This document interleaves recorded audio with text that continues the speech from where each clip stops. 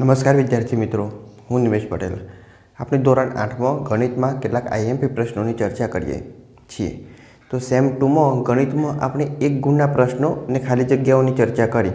હવે આજથી આપણે મોટા પ્રશ્નો એટલે મોટા દાખલાઓની ચર્ચા કરીશું. તો ચલો જોઈએ એમાં દાખલા નંબર 21. એક શહેરમાં કુલ વ્યક્તિઓમાંથી 60% વ્યક્તિઓને ક્રિકેટ, 30% વ્યક્તિઓને ફૂટબોલ અને બાકીના વ્યક્તિઓને બીજી રમત ગમે છે. તો અન્ય રમત પસંદ કરનાર વ્યક્તિઓની ટકાવારી શોધો. જો કુલ વસ્તી 50 લાખ હોય તો દરેક રમત પસંદ કરનાર વ્યક્તિની સંખ્યા શોધો. પહેલાં એક વખત આવી લાંબી રકમ હોય તો એકવાર રકમ વાંચવી, પછી બીજી વાર શું કરવું, રકમ અડધી વાંચવી અને નીચે સ્ટેપ લખી જવા. જુઓ, એક શહેરમાં કુલ વ્યક્તિમાંથી 60% વ્યક્તિઓને ક્રિકેટ, તો અહીં આગળ લખીશું ક્રિકેટ પસંદ હોય તેવા વ્યક્તિ બરાબર કેટલા, 60%. હવે આગળ લખીશું 30% વ્યક્તિઓને ફૂટબોલ, તો અહીં આગળ લખું ફૂટબોલ પસંદ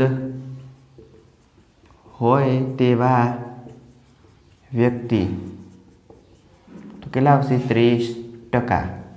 અને બાકીના વ્યક્તિઓને બીજી રમત ગમે છે, તો ટકા હંમેશા 100ના આધારે શોધવામાં આવે છે. તો એ આગળ જુઓ, 60% વ્યક્તિઓને ક્રિકેટ પસંદ છે, જ્યારે 30% વ્યક્તિઓને ફૂટબોલ પસંદ છે. તો ટકા 100ના આધારે શોધાય, તો ટકા બાકી કેટલા રહ્યા, તો 100માં કેટલા બાકી રહ્યા, તો આ બંનેનો કરીશું સરવાળો.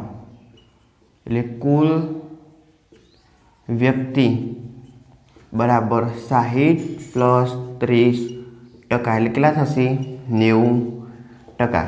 ટકા હોય 100ના આધારે, તો અહીં આગળ કરીશું 100 - 90 બરાબર 10% જે બાકી રહ્યા એ 10% વ્યક્તિને અન્ય રમત પસંદ છે. ચલો શું કરવાનું, પહેલાં ક્રિકેટ પસંદ હોય તેવા વ્યક્તિઓની સંખ્યા 60%, ફૂટબોલ પસંદ હોય તેવા વ્યક્તિઓની સંખ્યા કેટલી, 30%. તો 60 + 30 એટલે 90% થઈ ગયા. હવે 100% હોય કુલીમાંથી 90% વ્યક્તિઓને આ બંને રમત પસંદ છે એટલે બાદ કરી દો, એટલે 10% વ્યક્તિ વધ્યા, એ 10% વ્યક્તિઓને અન્ય રમત પસંદ છે. ચલો આગળ, જો કુલ વસ્તી 50 લાખ હોય, કુલ વસ્તી આગળ આપેલી છે 50 લાખ, તો એમાંથી ક્રિકેટ કેટલા લોકોને પસંદ છે, ફૂટબોલ કેટલાને પસંદ છે અને અન્ય રમત કેટલા વ્યક્તિઓને પસંદ છે, તે 50 લાખના આધારે આપણે વ્યક્તિઓને અલગ અલગ રમત પસંદ કરી એ રીતના વહેંચશું. તો જો પહેલાં જોઈએ આપણે ક્રિકેટ વિશે. ક્રિકેટ પસંદ હોય તેવા વ્યક્તિ બરાબર, જો અહીં આગળ ક્રિકેટ કેટલા લોકોને પસંદ છે, 60% લોકોને ક્રિકેટ પસંદ છે. તો ટોટલ વ્યક્તિ 50 લાખ, તો અહીં આગળ શું કર્યું, 50 લાખ એના 60%, ટકા દૂર થાય એટલે નીચે આવશે 100. આ રીતના 50 લાખ એના 60% શોધીશું એટલે ક્રિકેટ પસંદ કરનાર વ્યક્તિઓની સંખ્યા મળશે. તો અહીં આગળ જુઓ, 50 લાખ આ એકમ દશક ગણી અને 0 મૂકવી, એટલે એકમ દશક 100 1000 10,000 લાખ 10 લાખ, જેથી 0 મૂકવામાં જવાબ ખોટો પડે નહીં. એ આગળ 0 એકાદ વધારે કે ઓછી મૂકાશે તો જવાબ ખોટો આવશે. હવે છેદ ઉડાડીશું, આ 0 કેન્સલ, તો 0 કેન્સલ. અહીં આગળ જુઓ 6, અહીં આગળ 5, એટલે 5 × 6 = 30. હવે પાછળ બાકીની 0, એટલે 1 2 3 4 અને 5 0, 1 2 3 4 અને 5 0. તો જુઓ કેટલા આવશે, 30 લાખ વ્યક્તિ આવશે. આ 30 લાખ વ્યક્તિઓને ક્રિકેટ પસંદ છે, તો અહીં આગળ લખીએ 30 લાખ વ્યક્તિને ક્રિકેટ પસંદ છે. ચલો હવે આગળ જોઈએ ફૂટબોલ પસંદ હોય તેવા વ્યક્તિઓની સંખ્યા. તો અહીં આગળ લખીએ ફૂટબોલ પસંદ હોય તેવા વ્યક્તિ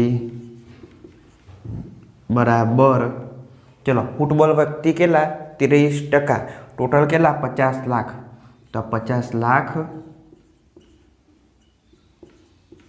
ગુણ્યાના 30%, ટકા દૂર થાય એટલે નીચે આવશે 100 0 0 થશે કેન્સલ। ચલો હવે આ 5 ગુણ્યા 3 એટલે 5 તરી 15, તો પાછળ શું લખીશું 5 તરી 15,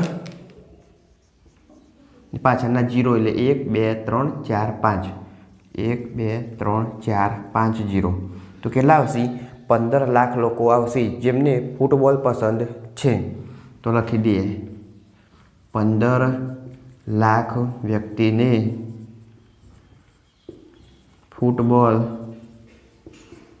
પસંદ છે। હવે એ રીતના આગળ જોઈએ અન્ય રમત કેટલા લોકોને પસંદ છે। અન્ય રમત પસંદ હોય તેવા વ્યક્તિ, ચલો અન્ય રમત એટલે કેટલા ટકા, તો એ આવશે 10%, તો 50 લાખ ના 10%, ટકા દૂર થાય એટલે નીચે આવશે 100। ચલો હવે શું કરીશું 0 0 કરીશું કેન્સલ, એટલે આ 0 0 થશે કેન્સલ। તો ઉપર જુઓ 5 એકા 5, આ 5 એકા 5, અને પાછળ આ 1 2 3 4 5 0, 2 3 4 5 0, એટલે કેટલા આવશે 5 લાખ। તો 5 લાખ વ્યક્તિઓને અન્ય રમત પસંદ છે। 5 લાખ વ્યક્તિઓને અન્ય રમત પસંદ છે। આ રીતના આપણે દાખલો ગણી શકીએ। ચલો ફરીથી એકવાર ચર્ચા કરીએ। એક શહેરમાં કુલ વ્યક્તિમાંથી 60% વ્યક્તિઓને ક્રિકેટ, એટલે લખવાનું ક્રિકેટ પસંદ હોય તેવા વ્યક્તિ બરાબર 60%, 30% વ્યક્તિઓને ફૂટબોલ, એટલે ફૂટબોલ પસંદ હોય તેવા વ્યક્તિ બરાબર 30%।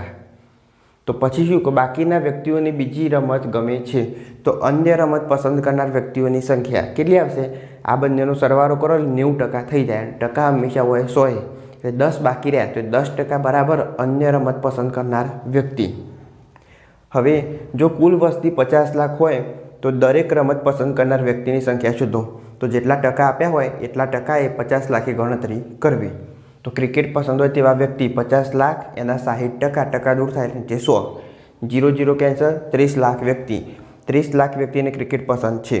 ફૂટબોલ તો 50 લાખ એ કેટલા ટકા 30%, તો કેટલા આવશે 15 લાખ વ્યક્તિઓને ફૂટબોલ પસંદ છે। અન્ય રમત તો કેટલા ટકા 10%, તો 50 લાખ એના 10%, નીચે 100, 0 0 કેન્સલ એટલે 5 લાખ, તો 5 લાખ વ્યક્તિઓને અન્ય રમત પસંદ છે। હવે આ વ્યક્તિઓની સંખ્યા ગણતરી કરશો એટલે કેટલી થશે 50 લાખ થશે। અહીં આગળ જુઓ આ 30 વત્તા 15 એટલે 30 ને 10 40 ને 5 45, અને આ 5 એટલે 50 લાખ થઈ ગઈ। ચલો આગળ દાખલા નંબર 22। એક વસ્તુની છાપેલી કિંમત 840 રૂપિયા છે, તેની વેચાણ કિંમત રૂપિયા 714 છે, તો વળતરની ટકાવારી શોધો। અહીં આગળ જુઓ વસ્તુની છાપેલી કિંમત બરાબર રૂપિયા 840, વસ્તુની છાપેલી કિંમત બરાબર રૂપિયા 840, તેની વેચાણ કિંમત 714 રૂપિયા છે। તો અહીં આગળ વસ્તુની વેચાણ કિંમત બરાબર રૂપિયા 714 છે, તો વળતરની ટકાવારી શોધો। તો જે નુકસાન પડ્યું એટલે વળતર આપ્યું એની ટકાવારી કેટલી થશે। તો પહેલાં એ આપણે રૂપિયામાં જોઈએ કે કેટલા રૂપિયા ઓછા લીધા। તો અહીં આગળ જુઓ છાપેલી કિંમત કેટલી 840, હવે વસ્તુની વેચાણ કિંમત 714 રૂપિયા, તો ટોટલ રૂપિયા કેટલા ઓછા લીધા, તો અહીં આગળ 10, 10માંથી 7 4 જશે એટલે આવશે 6, બાજુમાં આવશે 3, 3માંથી 1 જાય એટલે 2, 7 8માંથી 7 જાય એટલે 1, તો 126 રૂપિયા। તો આ જે હતું એ વળતર મળ્યું, વળતર કેટલું આપ્યું 126 રૂપિયા। જે વસ્તુની કિંમત 840 હતી એ 714માં વેચી એટલે વસ્તુ કેટલા રૂપિયા ઓછા લીધા, તો 126 રૂપિયા ઓછા લીધા। પણ અહીં આગળ જુઓ તો વળતરની ટકાવારી શોધો, એટલે કે એમની ટકા શોધવાના છે। 126 રૂપિયા ઓછા તો લીધા પણ એ કુલ રકમના કેટલા ટકા ઓછા લીધા એ શોધો। તો વળતરની ટકાવારી બરાબર વળતરની ટકાવારી બરાબર જુઓ કુલ રકમ હોય ને વસ્તુની કુલ જે કિંમત હોય એ નીચે લખવાની. કુલ કિંમત કેટલી? 840. તો કુલ કિંમત નીચે આવશે 840. એમાંથી વળતર કેટલું આપ્યું? તો 126. તે વળતર લખીશું ઉપર ગુણ્યા આવશે 100. કુલ રકમ અથવા કુલ જે રૂપિયા હોય એ લખીશું નીચે એટલે 840 વસ્તુની મૂળ કિંમત. એમાંથી વળતર 126 તો એ લખીશું ઉપર ગુણ્યા 100. એટલે સૂત્ર બનાવવું હોય તો આ રીતના બનશે. નીચે આવશે મૂકી એટલે આવશે મૂળ કિંમત, ઉપર આવશે વળતર. વળતર હોય એની જગ્યાએ નફો હોય અથવા ખોટ હોય તો એ લખવાનું ઉપર ગુણ્યા 100. મૂળ કિંમત નીચે, ઉપર વળતર અથવા નફો કે ખોટ જે રૂપિયા વળતરમાં આ લીધે બાકી હોય અથવા નફો થયેલો હોય કે ખોટ કહેલું હોય એના ટકા શોધવાના હોય તે લખીશું ઉપર ગુણ્યા 100. હવે આના છેદ ઉડાડીશું. ચલો 0 થશે કેન્સલ. હવે અહીં આગળ આ 10 એટલે 5 2 10. અહીં આગળ એ ભાગ પડશે 4 અને 2 42 2 84. ચલો 2 થશે કેન્સલ. હજુ ભાગ પડશે 21 2 42 અને અહીં આગળ 3 અને અહીં આગળ 6 63 2 126. તો ચલો આ 2 થશે કેન્સલ. હજુ આના ભાગ પડશે 3 × 21. આ 3 × 21 અને અહીં આગળ પણ એ ત્રણેય ભાગ પડશે. તો 3 2 6 3 1 3 21 તરી. તો ચલો આ 3 થશે કેન્સલ. 7 તરી 21. તો શું ઉપર 3 આ બાજુ આવશે 5 અને નીચે કંઈ ના હોય તો નીચે શું હોય 1 એટલે 5 તરી 15%. તો વળતર કેટલું આપ્યું? તો વળતરની ટકાવારી શોધો. તો 15% વળતર આપ્યું. તો નીચે લખીશું આપેલ વસ્તુ પર 15% વળતર આપેલું છે. ચલો હવે આગળ જોઈએ 23મો દાખલો. ફ્રોકની યાદી મુજબ કિંમત 220 રૂપિયા છે. એટલે ફ્રોકની કિંમત કેટલી? તો 220 રૂપિયા. વેચાણ પર 20% વળતર નક્કી કરેલું છે. વળતર કેટલું આપવાનું? તો 20%. તો વળતર અને એટલે 20% વળતર આપેલું છે પણ રૂપિયામાં કેટલું વળતર મળશે? તે વળતર અને વેચાણ કિંમત શોધો. તો આ દાખલો આપણે બે રીતના ગણીશું. ચલો પહેલાં જોઈએ 220 રૂપિયા એ વસ્તુની કિંમત. તો ફ્રોકની કિંમત બરાબર કેટલી આવશે? 220 રૂપિયા. ફ્રોકની કિંમત થશે 220 રૂપિયા. વેચાણ પર 20% વળતર. તો અહીં આગળ હું લખું વળતર બરાબર 20%. તો કેટલા રૂપિયા વળતર અને વેચાણ કિંમત કેટલી હશે બંને શોધવાનું છે. તો પહેલાં આપણે જોઈએ કે 20% વળતર આપ્યું તો વળતર કેટલા રૂપિયા આપ્યું? તો 220 રૂપિયાની વસ્તુ એને આપણે 20% વળતર આપ્યું એટલે 220ના 20%. તો ચલો 220 એના 20%. નીચે આવશે ટકા દૂર થાય એટલે 100 0 કેન્સલ. તો 22 દૂર થશે 44 રૂપિયા. આ શું મળ્યું? તો આ જે 20% વળતર આપ્યું એ વળતર મળ્યું. 20% એટલે રૂપિયા કેટલા હશે? 44 રૂપિયા વળતર આપ્યું. હવે આગળ શું કીધેલું છે? અને વેચાણ કિંમત શોધો. તો કુલ કિંમતમાં જે વળતર બાદ કરીશું એટલે વેચાણ કિંમત મળશે. તો જુઓ વેચાણ કિંમત બરાબર કુલ કિંમત ઓછા વળતર. તો કુલ કિંમત કેટલી? 220. વળતર કેટલું? 44 રૂપિયા. તો બાદ બાકી કરીએ. અહીં આગળ 0 પર 10, 10માંથી 4 જશે એટલે 6. બાજુમાં 2 ઉપર હોય 1 પણ 1માંથી 4 જાય ના એટલે 1 ઉપર 11, 11માંથી 4 જાય એટલે 7. 2 ઉપર આવશે 1 એટલે અહીં આગળ આવશે 1. ફરીથી અહીં આગળ 10, 10માંથી 4 જાય એટલે 6. બાજુમાં 1 ઉપર આવશે 11, 11માંથી 4 જાય એટલે આવશે 7.